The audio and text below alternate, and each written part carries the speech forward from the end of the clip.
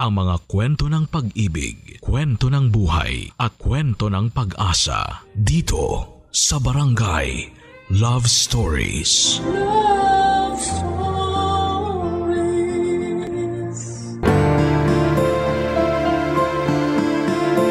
Bago tayo gumawa ng mga bagay na pagsisisihan natin sa huli ay isipin muna natin ang kahihinatnan nito.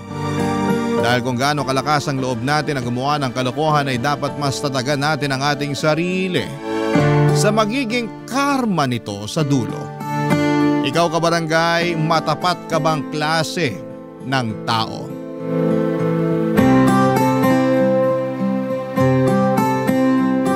Dear Papa Dudut, lahat naman siguro tayo ay deserve ng second chance. Lalo na kung pinagsisihan na natin ang mga kasalanan natin. Yun kasi ang paniniwala ko lalo ngayon na humihiling ako ng ikalawang pagkakataon sa dati kong kinakasama na si Arnie.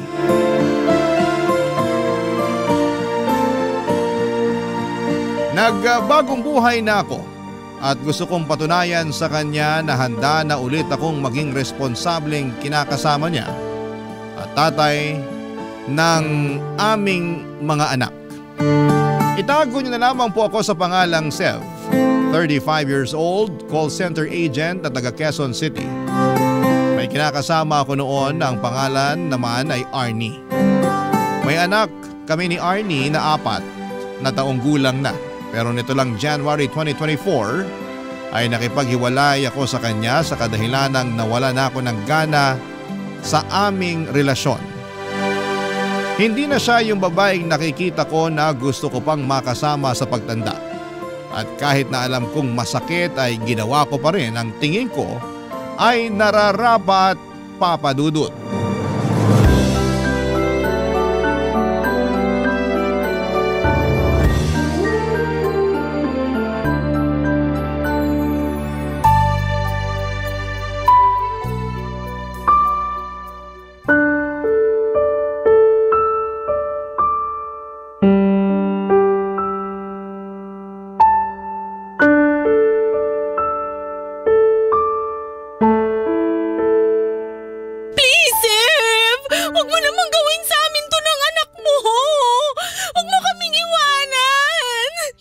Kasi sa'yo hindi ka makaintindi.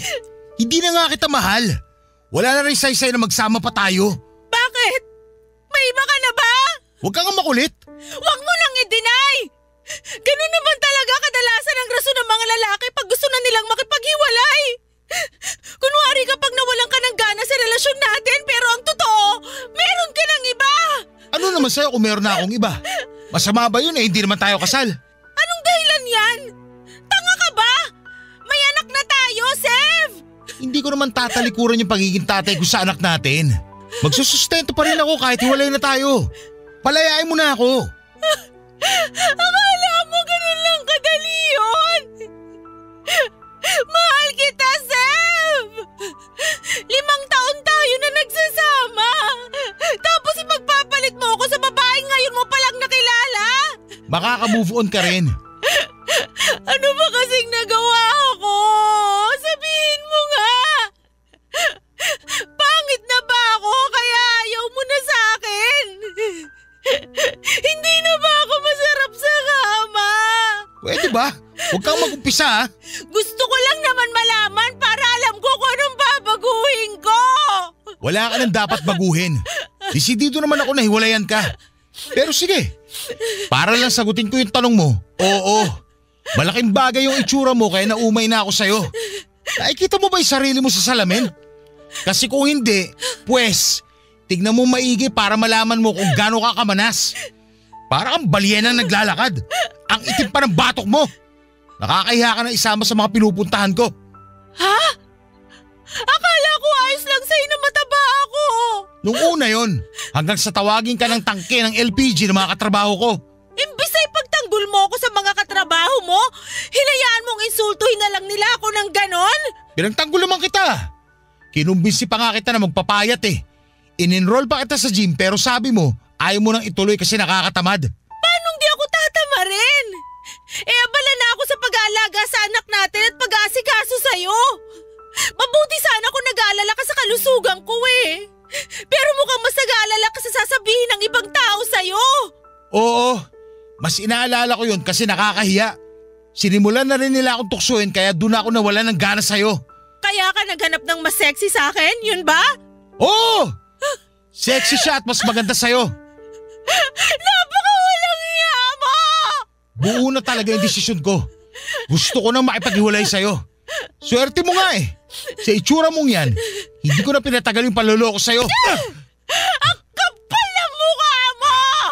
Buisit ka. Tingnan mo, nagdugo tuloy yung labi ko dahil sa sampal mo. Kulang pa yan kumpara sa ginawa at mga sinabi mo sa akin! Ayan! Ayan pa yung isang ayaw ko sa'yo. Masyado kang bayolente at taklesa. Sige lang, pagpatuloy mo lang yan. Mas lalo ko na talagang naiisip na tama ang desisyon ko na makapaghiwalay sa'yo. Tandaan mo na kapag umalis ka sa pamamahay na to, wala ka nang babalikan! Hindi na kita tatanggapin uli sa buhay ko! Kahit magmakaawa ka pa at umiyak ng dugo! Tigas naman ang mukha mo na isipin na babalik pa ako sa'yo. Ikaw ang kahit na umiyak ng dugo, hindi pa rin magbabagong isip ko. Iiwan na talaga kita. Ayoko na makisama sa mga tulad mo na mukhang ulikba. Papa Dudut, hindi ko naman talaga gustong insultuhin si Arnie dahil kahit papaano'y minahal ko naman siya sa loob ng 5 taon naming pagsasama. Kaya lang ay masyado siyang desperadong alamin ang dahilan kung bakit ayaw ko na sa kanya. Bagay na medyo nagpainit sa ulo ko kaya nasabi ko ang katotohanan. Hindi ko rin maintindihan kung gaano ba kahirap tanggapin na ayoko na siyang makasama. Pasalamat nga siya, handa pa rin akong magsustento sa anak namin. Nauwi kami sa matinding pagtatalo noong araw na umalis na ako sa nirerentahan naming apartment. Sobrang saya ko ng mga panahong yon dahil nakalaya na ako sa relasyon namin. Pagkatapos, mabilis kong pinuntahan ang sinasabing babae ni Arnie na si Leia. Kasama ko sa call center. Ang totoo ay tama naman lahat ng mga sinabi ni Arnie. Malaking dahilan ng paghiwalay namin ay noong nagkagusto na ako kay Leia. Nagsimula lang namang kaming magka-developan around December 2023. Pero matagal-tagal na ako nanlalamig sa relasyon namin ni Arnie dahil nga unti-unti nang nawala yung dati niyang ganda. Kesa patagalin ko pa ang panloloko ko ay nagpakatotoo na ako sa nararamdaman ko kaya nauwi na kami sa hiwalayan. Noong nagsimula na kami magsama ni Leia sa isang bubong ay wala na akong narinig na kahit na ano kay Arnie. Oo, nagsusustento pa rin ako para sa anak namin at pinapadala ko na lamang yung pera. Pero pinagbawalan ako ni Leia na makipagkita sa anak ko. Bagay na pinagbigyan ko naman kasi mahal na mahal ko na siya. Mabilis na lumipas ang 6 na buwan at nakita ko na lamang ang sarili ko na napapaisip kung ano na ang kalagayan ng mag-ina ko. Huling balita ko ay umalis sila ng anak namin sa apartment na nirerentahan namin at umuwi sa nanay niya na taga Marikina.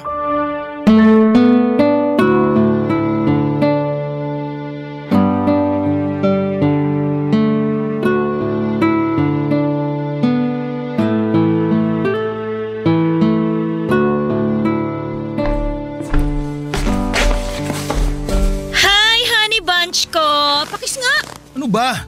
Sungit naman, kiss lang eh. Mamaya na, naiirita ako. O bakit ka naman naiirita? Paano? Ang init-init tapos dikit ka ng dikit. Eh di sana binuksan mo yung aircon kesa nagreklamo ka dyan na mainit. Sira yung aircon. Hindi gumagana kaya naka-electric fan lang ako. Ay, oo nga pala.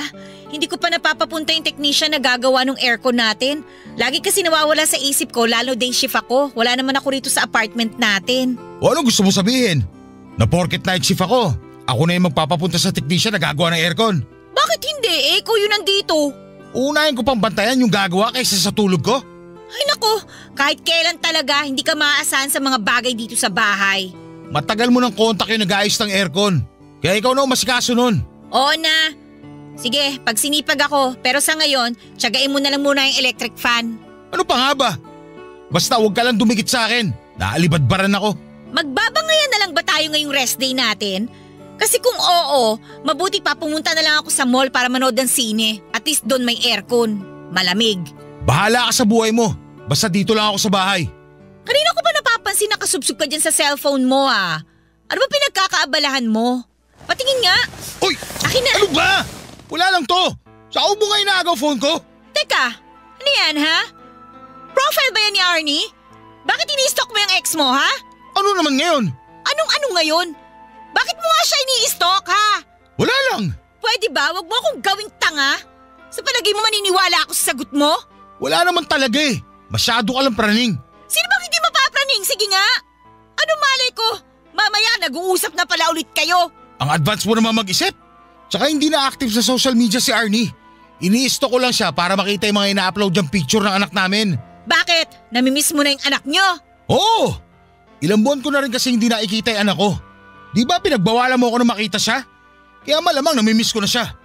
Oh, sinunod kita ha? Hindi ko kinikita ang anak ko. Baka naman magalit ka pa na tinitignan ko picture niya. Pasensya ka na ha. Takot lang naman ako na baka may feelings ka pa kay Arnie. Tapos magkabalikan kayo pag pinayagan kita makipagkita sa anak mo. Bakit mo naman naisip ikaw nga yung mahal ko? Hirap sa'yo, lagi kang praning Hindi mo ako masisisi no? Nagawa mo ang iwanan yung mag-ina mo Paano na lang ako, di ba? Baka nakakalimutan mo. Iniwanan ko sila ng dahil sa'yo. Hindi ko nakakalimutan yon. Pero ayoko lang na gawin mo rin sa akin yon. Sa totoo lang, parang malapit na kitang iwan. Nakakayamot ka na Lakas ng tama mo. Mabuti pa umalis ka na. Di ba sabi mo pupunta ka sa mall? Alis na! Ayoko munang makita yung pagmumukha mo dito. Papa Dudut, hindi totoo na may feelings pa ako kay Arnie katulad ng binibintang sa akin ni Leia. Praning lamang siya, bagay na kinakainis ko ng mga panahong yon. Kaya nauwi kami sa pagtatalo. Ayoko sa lahat na pinagbibintangan ako ng bagay na hindi naman totoo. Masama bang ma-curious kung ano na ang buhay ng dati kong kinakasama. Siya pa rin naman ang nanay ng anak ko at dahil nga ilang buwan na kaming hiwalay at hindi ko sila nakikita ay miss ko na ang anak ko. Sa totoo lang ay hindi yun ang una't huling beses na nagtalo kami ni Leia nang dahil sa pangi-stalk ko sa Facebook account ni Arnie. Hindi ko kasi mapigilang tingnan doon yung old photos namin ng anak ko. Bagaman hindi na active si Arnie sa social media ay masaya pa rin ako kasi hindi niya ako in-unfriend. Akala ko kasi ibablock niya ako dahil ganon ang tipikal na ginagawa ng mga babae kapag nasasaktan sila dahil iniiwan sila ng lalaki. Kaya buti na lamang talaga at magkaibigan pa rin kami ng ex ko kahit sa social media lang. Papa Dudut. Barangay Love Stories. Barangay Love Stories.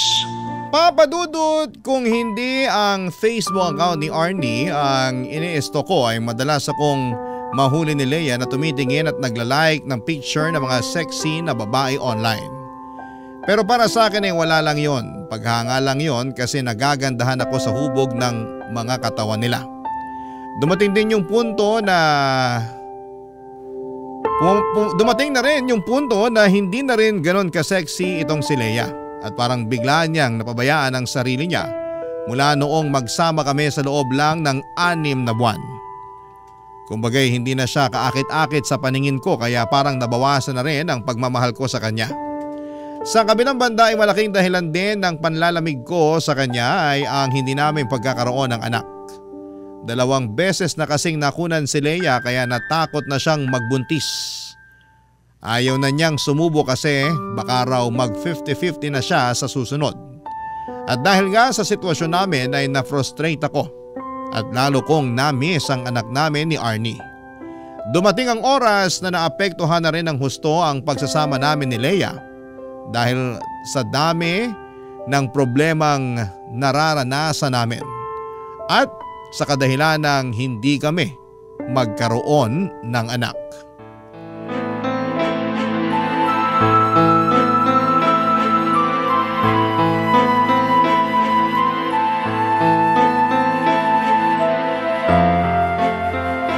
Peste namang buhay to. Sev, ano ba? Bakit mo ba binabasag yung mga plato? Nagtatanong ka pa talaga?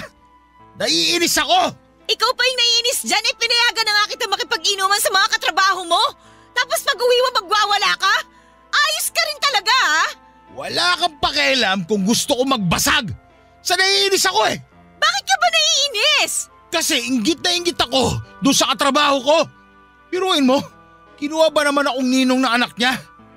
Nung nakita ko yung baby, sobrang cute. Ang sarap buhatin at yakapin. Bigla ako tuloy na miss yung anak ko na hanggang ngayon hindi ko pa rin nakikita kasi ayaw mong puntahan ko. Hindi pa ba sapat na nagsusustento ka sa anak niyo ni Arnie? Bakit kailangan mo pang puntahan yung bata?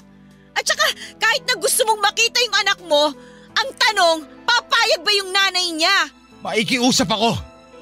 Pakikiusapan ko si Arnie na payagan ako makita yung anak namin. Hindi niya pwede ipagkait yung bata sa akin.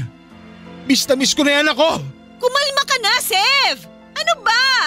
Alam mo, kasalanan mo lahat to eh. Ha? Anong kasalanan ko? Bakit naging kasalanan ko?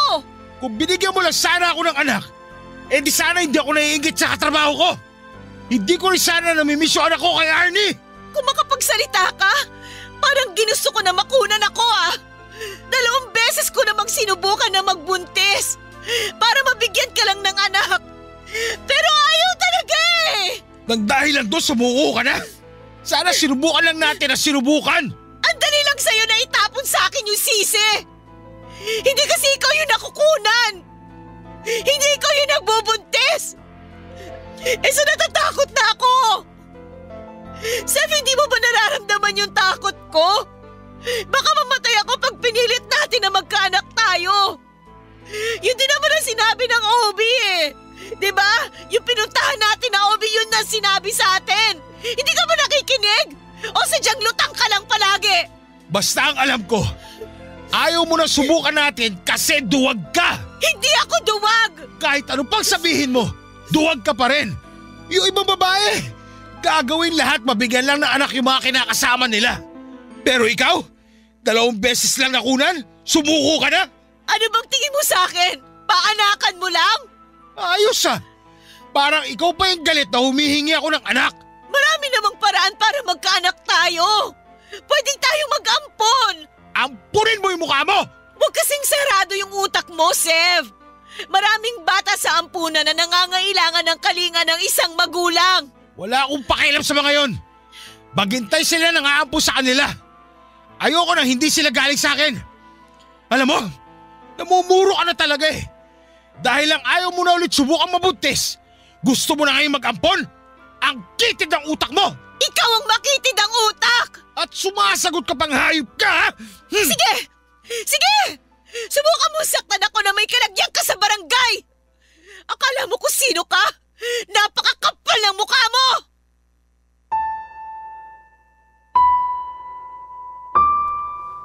Papadudot nagandahan talaga ako ng husto kay Leia nung unang beses siyang pumasok sa BPO company na pinagtatrabahuan ko.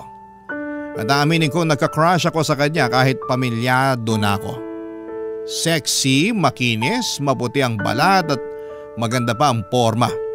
Hindi lang naman ako na love at first sight sa kanya kundi marami pang ibang lalaki sa trabaho namin. Pero ako ang pinakamaswerte sa aming lahat dahil ako ang nagustuhan ni Leia. Feeling ko nga noon ay swak na swak ang personality namin kaya siguro ay mabilis akong nahulog sa kanya. Siya lang ang nakikita ko ng mga panahon na yon kaya nagawa kong talikuran ang pamilya namin ni Arnie. Kaya lang dahil hindi niya ako magawang bigyan ng anak ay unti-unti akong nawala ng amor sa kanya. Tapos mas nakilala ko na rin ang ugali niya na may pagkataklesa at palaban. Mga bagay na ayoko sa isang babae. Sa huli kahit na anong galit ni Leia sa kagustuhan kong makipagkita sa anak namin ni Arnie ay wala na siyang nagawa pa. Siya na lang ang sumuko dahil lagi kong ipinamumukha sa kanya na kung binigyan niya lamang sana ako ng anak ay magiging isang buo at masayang pamilya kami. Mabuti na lamang talaga at meron pa rin akong anak sa dati kong kinakasama. Hindi pa rin nawawala sa akin ang pagiging tatay ko. At nung pumayag si Arnie na makapag-bonding kami ng anak ko, Sa kondisyon na ako ang pupunta sa bahay nila ay ganoon na lamang ang saya at galak sa puso ko. Kaya lang ay may mga pagkakataon pa rin na hindi yon naiintindihan ni Leia, Papa Dudut.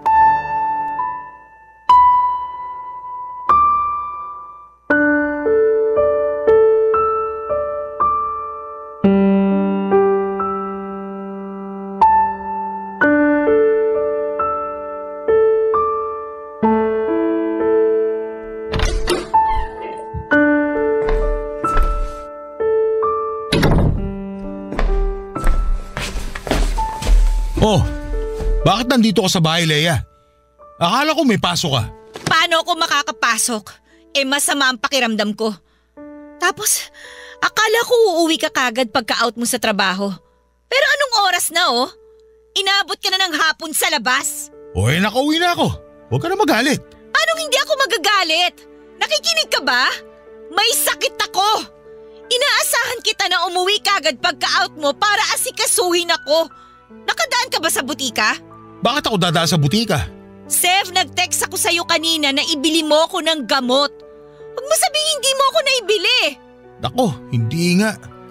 Pasensya na, hindi ko nabasa text mo. Naubos baterya ng phone ko Ayan na naman tayo Ginagawa mo na naman akong tanga sa mga katwiran mo. Nagsasabi ako ng totoo. Wala nga baterya phone ko. Bakit hindi ka nag-charge sa opisina nyo? Saan ka ba kasi nanggaling? Sa school ng anak ko. Ano? Sa school ng anak mo? Ano naman ang ginawa mo doon? May play kasi sila. Nung huling beses na nagkita kami, sinabihan niya ako na pumunta raw ako sa school nila para manood. Kaya pumunta ako kanina. Bakit hindi ka tumanggi? Mas priority mo pa yan? Sigurado naman ako nandun si Arnie para manood. Nandun nga. Pero paano ko tatanggihan yung anak ko Gusto ko rin naman siya mapanood sa play nila. Eto na naman po kami. Bata lang yon. Wala pa yung muwang sa mundo. Pakialam ba niya kung mapanood mo siya o hindi? Ang sabihin mo, gusto mo lang talagang pumunta kasi nandun si Arnie. Wala namang kinalaman si Arnie dito. Huwag mo na idama yung tao. Paano hindi ko siya idadamay? Lagi mo nalang pinapasama yung loob ko. Nakuha mo akong tiisin para na manood ng walang kwentang play ng anak mo. Habang nandito ako, masama yung pakiramdam. Nandun ka nakikipagharutan kay Arnie. Manahimik ka! Ano pinagsasabi mo? Kasalanan mo kung mas lalo sumama yung pakiramdam mo. Kung ano-ano kasi pumapasok sa kokote mo. Ako pa talagang may kasalanan? Ikaw nga itong kuumasa, parang walang pakialam sa akin Nagkabali ka na ba kayo ni Arnie, ha? Kaya binabaliwala mo ako ngayon? Ayan ka na naman Tinitiwang ka na naman. Kahit sinong babae, titiwangin sa mga pinaggagawa mo. Wala akong ginagawang masama. Pumunta lang ako sa school ng anak ko para suportahan siya sa play niya. Pati ba naman yung minamasama mo? Kung ano-ano pa sinasabi mo na kesyo priority ko na yung anak ko kaysa sa'yo. Malamang, anak ko yun Pangalawa ka lang sa kanya. Ganon. Huli pala ako sa mga priority mo. Wala ka talagang kwenta, Sev. Wala ka na talagang ginawang matino. Ginagampanan ko lang yung pagiging mabuting ama ko sa anak namin ni Arnie. Hindi ba matino yun? Bakit ba hindi mo rin maintindihan? Oo nga pala. Wala ka pala kasing anak. Ano? Anong sabi mo? Sabi ko, wala kang anak kaya hindi mo alam yung pakiramdam na maging isang magulang. Tapos, nakikipagkompetensya ka pa sa atensyon sa anak ko. Mas bata ka pa mag-isip sa kanya Ang kapal ng mukha mo! Bakit? Nasasaktan ka? Wala akong pakialam. Ikaw naman nagdesisyon na ayaw mo na magkaanak tayo. Kaya ito yung resulta ng desisyon mo. Buti na lang talaga may anak kami ni Arnie. At least, kahit paano, nararanasan ko pa rin magpakatatay sa anak ko. Di tulad mo, inutil na yung matres mo. Umalis ka sa harapan ko, bastos ka! Ayoko na makita yung pagmumukha mo. Lalo mong pinasasama yung pakiramdam ko. Alis talaga ako. Bahala ka sa buhay mo. Kita mong wala pa akong tulog. Tapos, sasabayan mo pa ako ng kaartihan mo. Papa Dudut, sa loob ng 6 na buwan ay sinabi sa akin ni Arnie na napatawad na niya ako dahil hindi naman ako naging babayang tatay sa anak namin. Na-realize din daw niya ang mga pagkukulang niya sa akin kaya nawala na lamang ako ng amor sa kanya noon.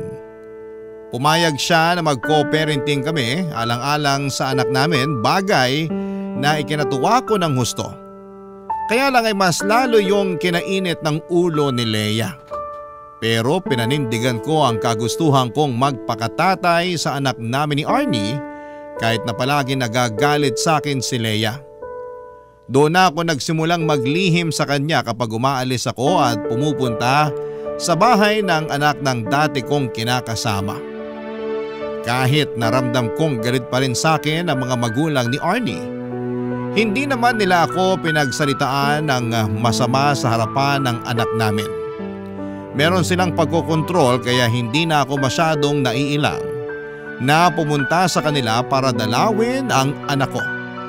Samantalang si Arnie naman ay may trabaho na sa Ortigas at napansin ko, Papa Dudut, na malaki na ang pinagbago ng itsura at pananamit niya.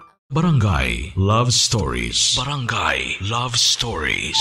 Papa Dudut, dahil po sa madalas naming pagtatalo ni Leia at pakiramdam ko na hindi niya ako naiintindihan sa mga desisyon ko, ay unti-unti nang nagkaroon ng lamat ang aming pagsasama.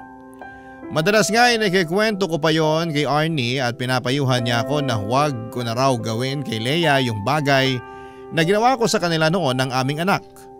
Doon ako tinalaban ng hiya at konsensya, kaya imbes na makinig sa payo niya, naisip ko na sana'y hindi ko na lamang sinira ang pamilyang meron kami noon.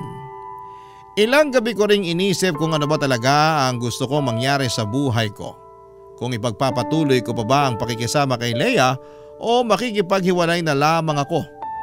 Sa huli nag-decide ako na gawin ang sa palagay ko ay tama at nararapat. At yun nga ay ang tapusin na ang relasyon namin ni Leia. Bagay na hindi niya na-appreciate at dahilan kung bakit sobra siyang naggalit sa akin noon, Papa Dudut.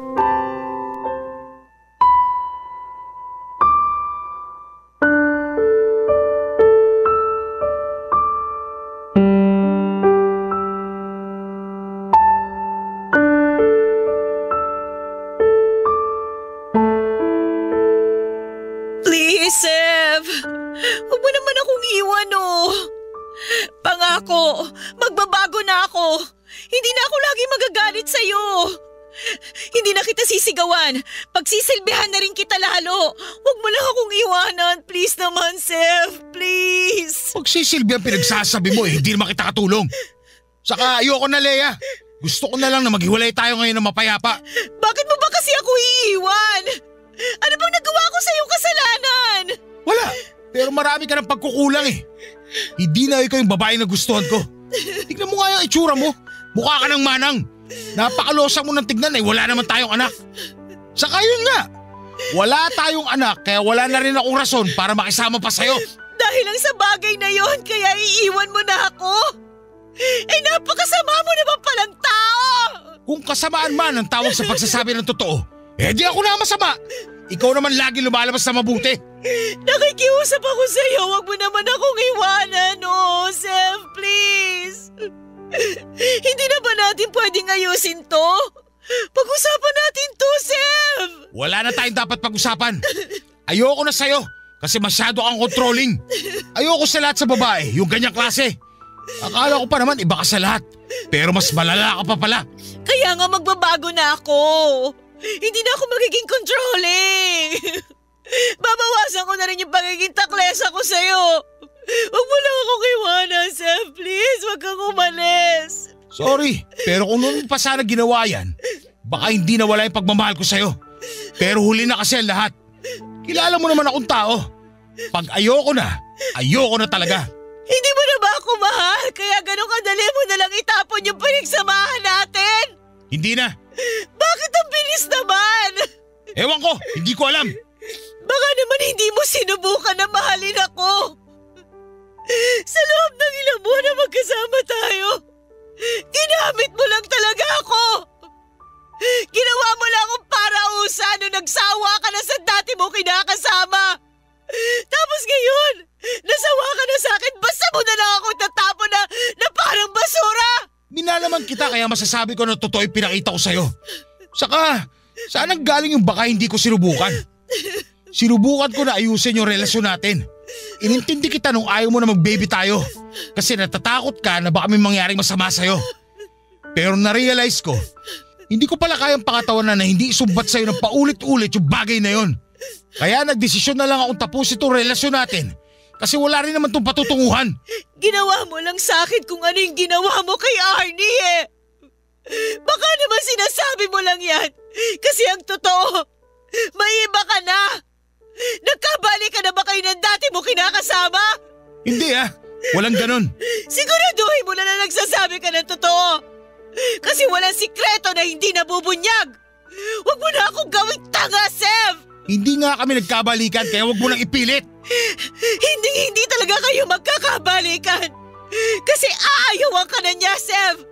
At kahit na maisip mo pang magbagong buhay para maibalik yung dati niyong samahan, hindi ka na niya tatanggapin muli sa buhay niya! At bakit mo naman nasabi yan? Kasi manloloko ka! Galit ang mga babae sa mga manloloko! Kaya huwag ka nang umasa na may babalikan ka pa kay Arnie kung sakaling maisipan mong ayusin yung dati niyong relasyon! Wala kang karapatan na pangunahan ng mga bagay! Hindi mo naman nakikita mangyayari sa hinaharap! Oo! Pero hindi ako inutil! Siguro nga karma ko na to. Kasi kasama mo ako sa pananakit noon sa dati mo kinakasama. Sige, tatanggapin ko. Pero sana, tanggapin mo rin yung karma mo pag inihain na sa'yo yun ang kapalaran. Papadudot, masaya ako na nakawala na ako sa relasyon namin ni Leia nang walang responsibilidad. Naisip ko na baka hindi talaga kami para sa isa't isa kaya hindi kami nabiyayaan na magkaroon ng anak. Pagkalis ko sa apartment namin ni Leia ay tumuloy ako sa bahay ng pinsang ko na nasa Cubao. Tapos ay tinext ko si Arnie at sinabi ko sa kanya na tinapos ko na ang relasyon namin ni Leia. Nakatulugan ko na lamang ang paghihintay sa reply niya pero wala naman siyang naging sagot. Kinabukasan, nag-decide ako na bisitahin sila ng anak namin sa Marikina. Bago ako pumunta doon ay dumaan muna ako sa isang flower shop para bilhan ng mga paborito niyang bulaklak si Arnie. Dumaan din ako sa bilihan ng donut para naman sa anak namin. Pusturang-pustura ako at nakaporma pa ang buhok ko ng mga panahong yon.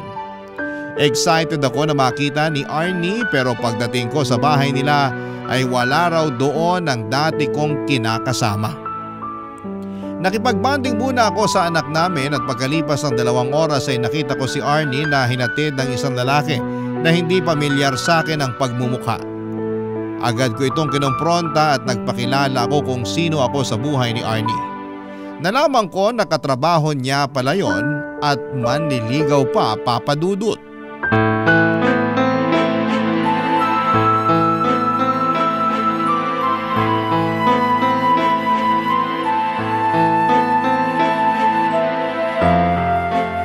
Sef, mag-usap nga tayo. Talaga mag-uusap tayo? O bakit parang nagagalit ka? Sino nagbigay sa'yo ng permiso magpaligaw? Seryoso ba talaga yung tanong mo? Oo, kaya sagutin mo na lang. Walang nagbigay sa akin ng permiso. Ako lang ang nagdesisyon na handa na ako magpaligaw. Tsaka bakit? Kanino ba ako dapat magpaalam? Eh di sa akin. Nagdodroga ka ba? Anong sa'yo? Ano ba yung pinagsasasabi mo? Kasi ako pa rin ang tatay ng anak mo.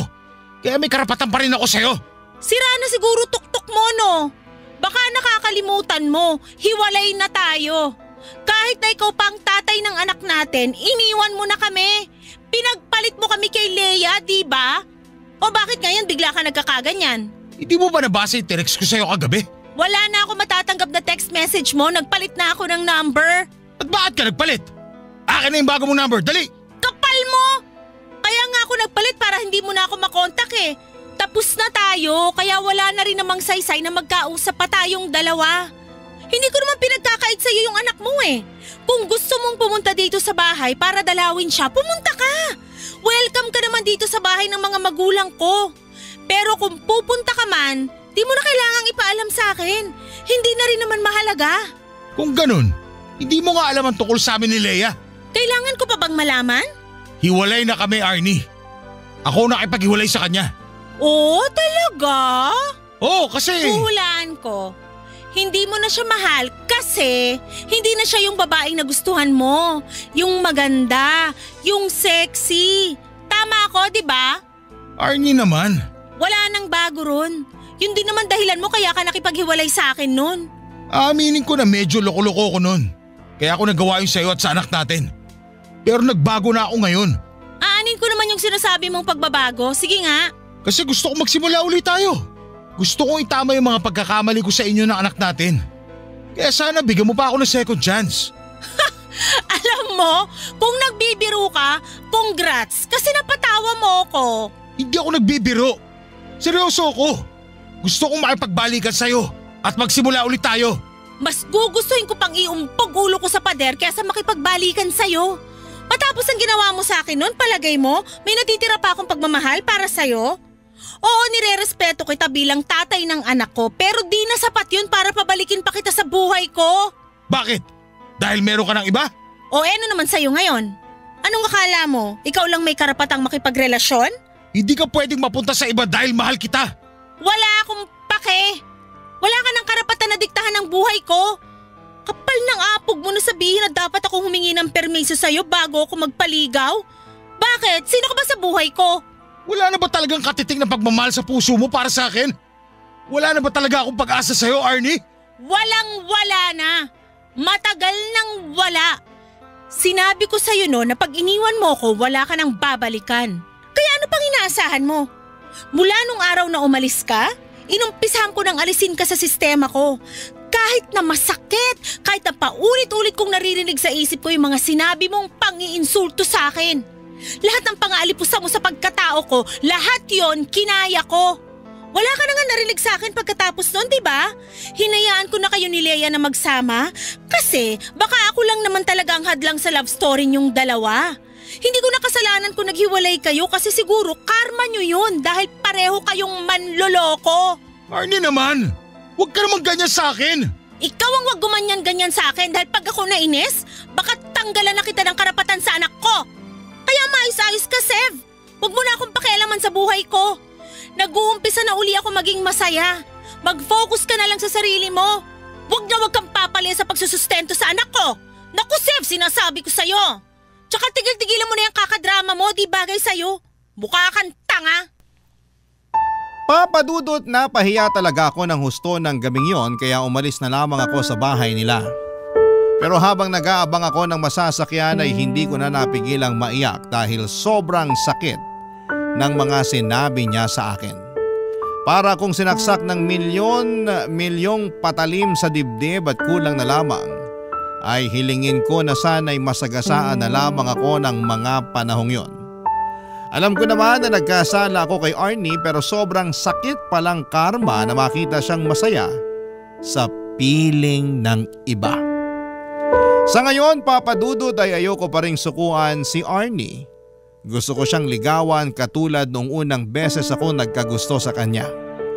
Gusto kong patunayan, papadudot, sa dati kong kinakasama na nagbagong buhay na ako. Lahat naman ng tao ay deserve ang second chance, hindi ba? Kaya naniniwala ako na deserve ko rin yon. Maraming salamat po, papadudot, sakaling mapili po ninyong i-area ang storya ng buhay ko sa Barangay Love Stories. Hanggang dito na lamang po ang sulat ko and God bless sa inyong lahat. At salamat po in advance ng inyong forever kapuso at kabarangay, Sev. Barangay Love Stories. Barangay Love Stories. Anong say mo sa Barangay Love Stories na ito? Pagkwentuhan natin sa comment section yan. Nagustuhan ng iyong napakinggan? Ituloy yan via live stream sa www.gmanetwork.com/radio. Barangay LS. In Mega Manila, 97.1. Forever.